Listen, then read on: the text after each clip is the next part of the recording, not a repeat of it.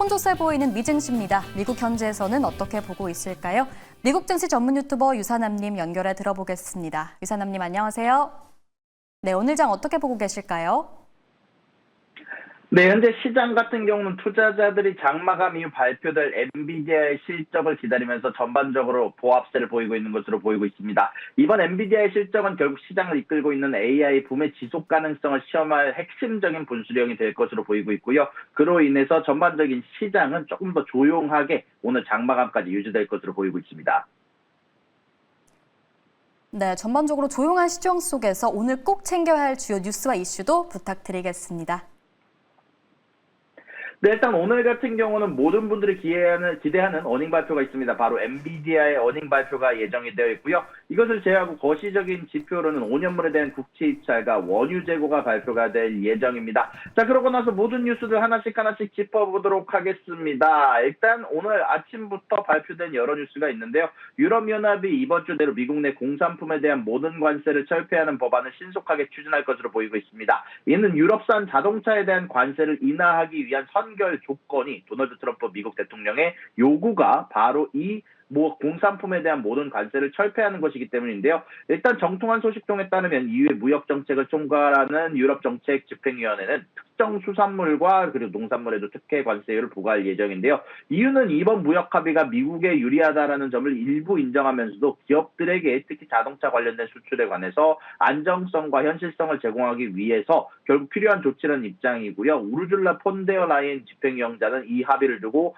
완벽하지는 하지만 강력하고 필요한 조치다라고 평가한 바 있습니다. 여기에다가 어저께 기준으로 트럼프 대통령이 온라인 서비스에 세금을 부과하는 국가들에 대해서 관세 및 기타 불이익을 가하겠다라고 위협한 데 가운데 나온 것이라 결국 현재 유럽이 저자세를 가져가는 게 아니냐라는 평가가 나오고 있고요. 현재 유럽산 자동차와 자동차 부품은 미국에 수출될 때 27.5%라는 높은 관세를 물고 있는데 양측은 앞서서 유럽산 제품에 대한 미국 관세를 15%로 낮추는 무역협정을 체결하긴 했지만 트럼프 대통령은 EU가 공산품에 대한 관세 철폐 법안을 먼저 제안해야만 자동차 관세를 인하하겠다는 조건을 내걸었기 때문에 현재 이런 부분들에 대한 선결 조건이 먼저인 것으로 보이고 있고요. 결국 이것을 통해서 EU가 이달 말까지 법안을 제출하게 되면 유럽산 자동차에 대한 15% 관세율은 9월 1일부터 소급 적용될 예정이다라고 이야기가 나왔습니다. 자동차는 특히 EU의 대미 수출에서 가장 중요한 품목 중 하나로 독일의 경우 2024년에만 350억 달러 규모의 신차와 부품을 미국에 수출했다 보니까 현재 이런 부분들 관련해서 빠르게 신경을 쓰는 것으로 보이고 있습니다. 그리고 그 다음 소식입니다. 인도는 반대로 움직이고 있는데요. 미국의 인도에 부과한 50%의 고율 관세가 오늘부터 발효되기 시작하면서 양국 간의 무역 긴장이 고조가 되고 있습니다. 현재 이번 50% 관세는 미국이 고용 상대국에 부과한 가장 높은 수준으로 상호 관세 협상 결과 결정된 25%의 인도의 러시아산 석유 구매에 대한 징벌적 관세 25%가 더해진 것인데요. 러시아와의 미팅 이후에 추가적으로 이걸 집행하지 않았음에도 불구하고 인도에 부과된 관세를 취소하지 않으면서 결국 시행이 됐습니다. 다만 미국 세관국방보호국은 현지 시간 기준으로 27일 이전에 선적이 완료된 상품에 대해서는 3주간의 유예기간을 부여한다라고 공지를 나왔습니다. 이에 따라서 해당 상품들은 9월 17일 이전까지 미국에 도착할 경우 기존의 낮은 관세율을 적용받게 되고요. 이번 관세로 인도에서 수출되는 모든 제품들, 의류, 보석, 신발, 스포츠용품, 화학제품, 제약까지 인도의 주요 대미 수출품들이 직접적인 타격을 입게 됐습니다.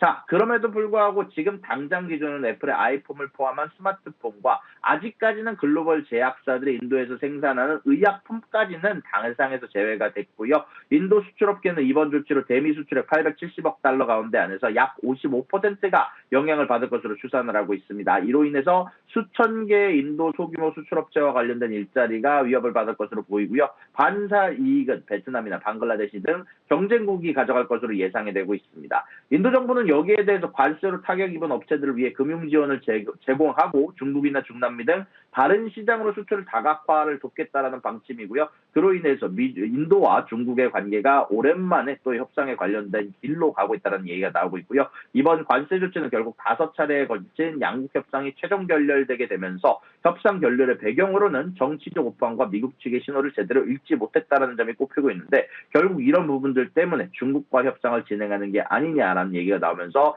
현재 중국을 견제하기 위한 안보 파트너로서의 인도의 미국 관계가 의문을 낳고 있다. 있다라는 점이 전반적으로 오늘 애널리스트 통해서 뉴스를 통해서 언급이 됐습니다. 자, 그리고 마지막 소식입니다. 모든 월스트리트의 시선이 엔비디아의 2분기 실적 발표를 쏠리고 있는데요.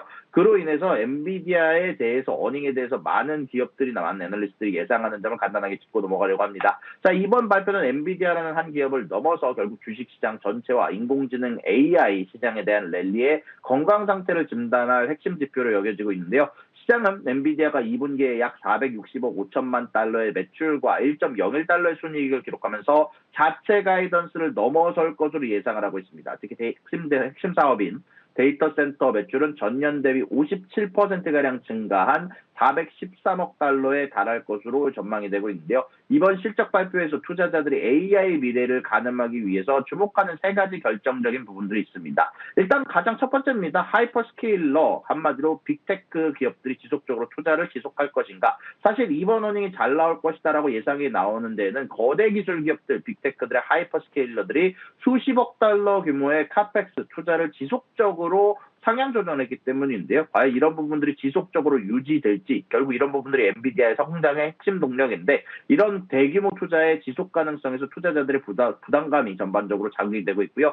또한 지난기 엔비디아의 매출의 30%가 거의 단 두 곳에서 발생했다는 점이 높은 고객 집중도에 대한 우려를 낳고 있고요. 그럼에도 불구하고 전문가들은 결국 이들 기업이 AGI 혹은 전반적으로 초지능이 나오기 전까지 개발 경쟁에서 뒤처지지 않기 위해서 앞으로 몇 년간은 투자를 계속할 것이라는 낙관적인 전망이 나오고 있고요. 그리고 두 번째는 결국 중국 관련된 가이던스가 될 것입니다. 엔비디아의 AI 칩은 미중 기술 패권 경쟁의 한복판에 있습니다. 여기에 대해서 15%의 세금을 미국에게 지불하게 됐고, 중국에서는 반대로 엔비디아의 수출을 막으려고 하는 상황이 나오고 있고, 그러다 보니까 H222 칩에 대한 생산이 제한되고 있는데, 투자자들은 엔비디아가 언제쯤 중국 매출을 다시 정상적으로 기록할 수지에 대한 명확한 답변을 기다리고 있습니다. 자, 그리고 마지막으로는 결국 AI 칩 수요와 공급에 대한 지속성이 예상이 되고 있고요. 이런 부분들이 강하고 확인되는 게 이번 엔비디아의 어닝의 주요 포인트라고 할 수 있을 것 같습니다. 여기까지 미국 경제 유튜버 유산남이었습니다.